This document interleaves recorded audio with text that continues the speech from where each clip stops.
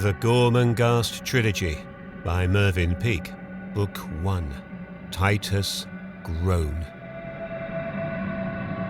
A Bloody Cheekbone.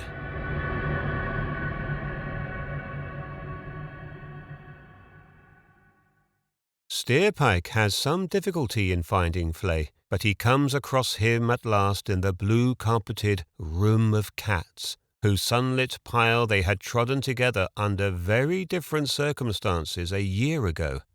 Flay has just reappeared from the stone lanes and looks very bedraggled, a long, dirty hank of cobweb hanging over his shoulder. When he sees Steerpike, his lips curl back like a wolf's. "What you want?" he says. "How's Flay?" says Steerpike. The cats are crowded upon one enormous ottoman, with its carven head and footpiece rising into the air in a tangle of gilded tracery, as though two toppling waves at sunset were suspended in mid-air, the hollow between them filled with foam. There is no sound from them, and they do not move. "The Earl wants you," continues Steerpike, enjoying Flay's discomfort. He does not know whether Flay has any knowledge of what has happened to his master.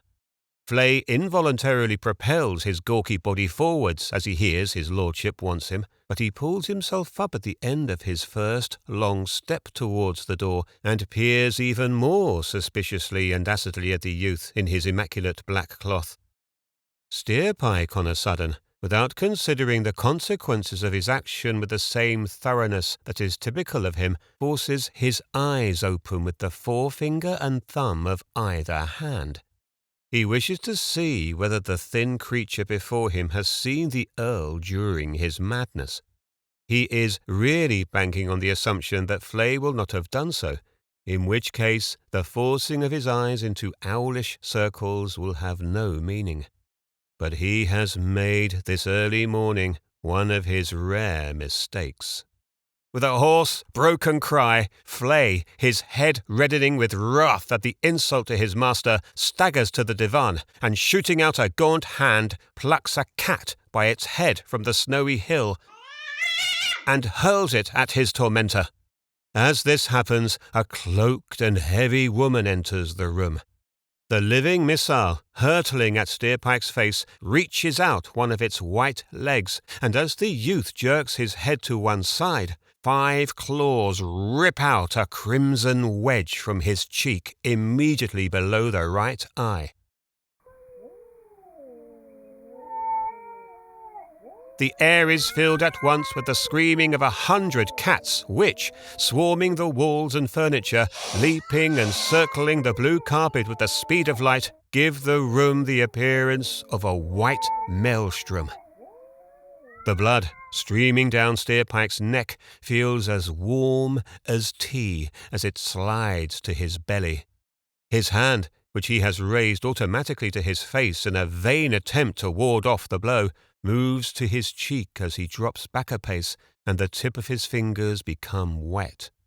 The cat itself has ended its flight against the wall, near the door, through which the third figure has just entered. As it falls in a huddle to the floor, half stunned, and with the wedge of Steerpike's sallow skin between the claws of its left forefoot, it sees the figure above it. It crawls with a moan to within a pace of the visitor, and then, with a super-feline effort, springs to the height of her great breasts, where it lies coiled, with its eyes like yellow moons appearing above the whiteness of its haunches. Flay turns his eyes from Steerpike. It has done him good to watch the red blood bubbling from the upstart's cheek, but now his satisfaction is at an end, for he is gazing stupefied into the hard eyes of the Countess of Groan. Her big head has coloured to a dim and dreadful madder. Her eyes are completely remorseless. She has no interest in the cause of the quarrel between Flay and the Steerpike youth. All she knows is that one of her white cats had been dashed against the wall and has suffered pain. Flay waits as she approaches. His bony head is quite still. His loose hands hang gawkily at his sides. He realizes the crime he has committed, and as he waits, his world of Gormenghast, his security, his love, his faith in the house, his devotion, is all crumbling into fragments. She is standing within a foot of him. The air is heavy with her presence. Her voice is very husky when she speaks. "I was going to strike him down," she says heavily. "That is what I intended to do with him, to break him." He lifts his eyes. The white cat is within a few inches of him. He watches the hairs of its back. Each one has become a bristle, and the back is a hummock of sharp, white grass. The Countess begins to talk again in a louder voice, but it has become so choked that Flay cannot understand what she is saying. At last he can make out the words. "You are no more at all. You are ended." Her hand, as it moves gently over the body of the white cat, is trembling uncontrollably. "I have finished with you," she says. "Gormenghast has finished with you." It is hard for her to draw the words from her great throat. "You are over. Suddenly she raises her voice. "Crude fool," she cries. "Crude, broken fool and brute! Out!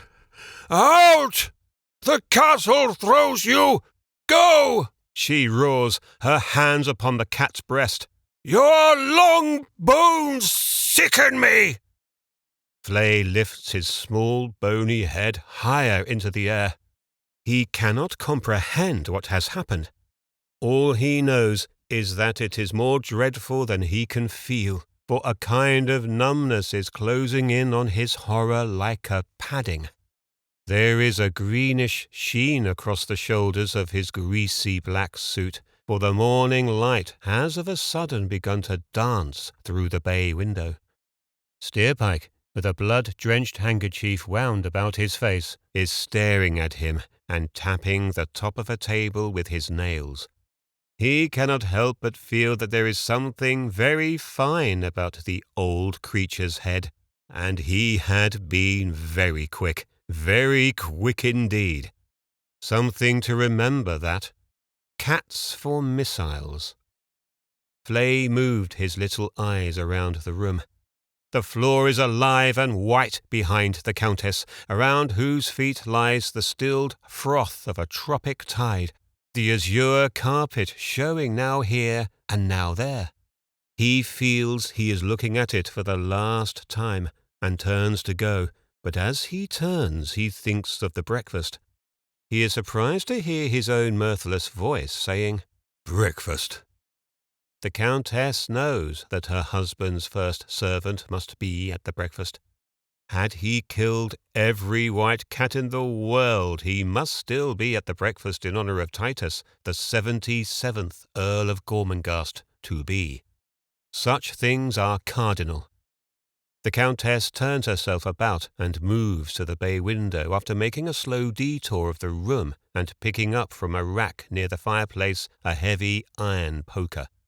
As she reaches the window, her right arm swings slowly back and forward, with the deliberation of a shire mare's bearded hoof as it falls into a rain pool. There is a startling split and crash, a loud cascading of glass upon the flagstones outside the window, and then silence. With her back to the room, she stares through the star-shaped gap in the glass. Before her spreads the green lawn. She is watching the sun breaking through the distant cedars. It is the day of her son's breakfast. She turns her head. "You have a week," she says, "and then you leave these walls. A servant shall be found for the Earl." Steerpike lifts his head, and for a moment he ceases to drum on the woodwork with his fingernails. As he starts tapping again, a kestrel, sweeping through the star of the shattered pane, alights on the shoulder of the Countess. She winces as its talons for a moment close, but her eyes soften. Flay approaches the door in 3 slow, spidery slides. It is the door that opens into the stone lanes. He fumbles for his key and turns it in the lock. He must rest in his own region before he returns to the Earl, and he lets himself into the long darkness. The Countess, for the first time, remembers Steerpike. She moves her eyes slowly in the direction where she had last seen him, but he is no longer there, nor in any part of the room. A bell chimes from the corridor beyond the room of cats, and she knows that there is but a short while before the breakfast. She feels a splash of water on her hand and, turning, sees that the sky has become overcast with a blanket of ominous dark rose-coloured cloud, and of a sudden the light fades from the lawn and the cedars. Steerpike, who is on his way back to the Earl's bedroom, stops a moment at a staircase window to see the first descent of the rain. It is falling from the sky in long, upright and seemingly motionless lines of rosy silver that stand rigidly upon the ground as though there were a million harp strings strung vertically between the solids of earth and sky. As he leaves the window, he hears the first roar of the summer thunder. The Countess hears it as she stares through the jagged star in the bay window. Prunesqualler hears it as he balances the Earl upon his feet at the side of the bed. The Earl must have heard it too, for he takes a step of his own volition towards the centre of the room.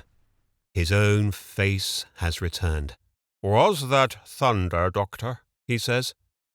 The doctor watches him very carefully, watches his every movement, though few would have guessed how intently he was studying his patient had they seen his long, ingenious mouth open with customary gaiety. "Thunder it was, your lordship, a most prodigious peal. I am waiting for the martial chords, which must surely follow such an opening, what?" "What has brought you to my bedroom, Doctor? I do not remember sending for you." "That is not unnatural, your lordship. You did not send for me. I was summoned a few minutes ago to find that you had fainted. Oh, an unfortunate but by no means rare thing to happen to anyone. Now, I wonder why you should have fainted." The doctor stroked his chin. "Why? Was the room very hot?" The Earl comes across to the doctor. "Prunesqualler," he says, "I don't faint." "Your lordship," says the doctor, "when I arrived in this bedroom, you were in a faint." "Why should I have fainted? I do not faint, Prunesqualler." "Can you remember what you were doing before you lost consciousness?" The Earl moves his eyes from the doctor. All at once he feels very tired and sits down on the edge of the bed. "I can remember nothing, Prunesqualler. Absolutely nothing. I can only recall that I was hankering for something, but for what I do not know. It seems a month ago." "I can tell you," says Prunesqualler. "You are making ready to go to your son's breakfast gathering. You were pressed for time and were anxious not to be late. You are in any event overstrained, and in your anticipation of the occasion, you became overwrought. Your hankering was to be with your 1-year-old son. That is what you vaguely remember." "When is my son's breakfast?" "It is in half an hour's time, or to be precise, it is in 28 minutes' time." "Do you mean this morning?" A look of alarm has appeared on Lord Sepulchreve's face. "This morning as ever was, as ever is, and as ever will or won't be. Bless its thunderous heart. No, my lord, do not get up yet." Lord Sepulchreve has made an attempt to stand. "In a moment or two, and you will be as fit as the most expensive of fiddles. The breakfast will not be delayed. Oh, no, not at all. You have 27 long 60-second apiece minutes. And Flay should be on his way to get your garments laid out for you. Yes, indeed. Flay is not only on his way, but he is at the door, having been unable to remain in the stone lanes any longer than it took him to tear his way through them and up to his master's room by an obscure passage which he alone knew. Even so, he is only a moment or two in advance of Steerpike, who slides under Flay's arm and through the bedroom door as Flay opens it. Steerpike and the servant are amazed to find that Lord Sebelcrave is seemingly his own melancholy self again, and Flay shambles towards his master and drops upon his knees before him with a sudden, uncontrollable, clumsy movement, his knees striking the floor with a crash. The Earl's sensitive, pale hand rests for a moment on the shoulders of the Scarecrow, but all he says is, "My ceremonial velvet, Flay. Be as quick as you can. My velvet and the bird brooch of opals." Flay scrambles to his feet. He is his master's first servant. He is to lay out his master's clothes and to prepare him for the great breakfast in honour of his only son. This is no time or place for the wretched youth to be in his lordship's bedroom, nor for that matter need the doctor stay. With his hand on the wardrobe door, he turns his head creakily. "I manage, Doctor," he says. His eyes move from Prunesqualler to Steerpike, and he draws back his lip in an expression of contempt and disgust. The doctor notices this expression. "Quite right, quite right. His lordship will improve with every minute that passes, and there is no need for us any longer, most assuredly not. By all that's tactful, I should definitely think not." "Oh, dear me, no. Come along, Steerpike, come along. And by the way, what's all that blood on your face? Are you playing at being a pirate? Or have you had a tiger in bed with you?" "But tell me afterwards, dear boy, tell me afterwards." And the doctor proceeds to shepherd Steerpike out of the room. But Steerpike dislikes being shepherded, and "After you, doctor," he says, and insists on Prunesqualler preceding him through the door. Before he closes it, he turns, and speaking to the Earl in a confidential tone, "I will see that everything is in readiness," he says. "Leave it to me, your lordship. I will see you later, Flay. Now then, doctor, let us be on our way." The door closes.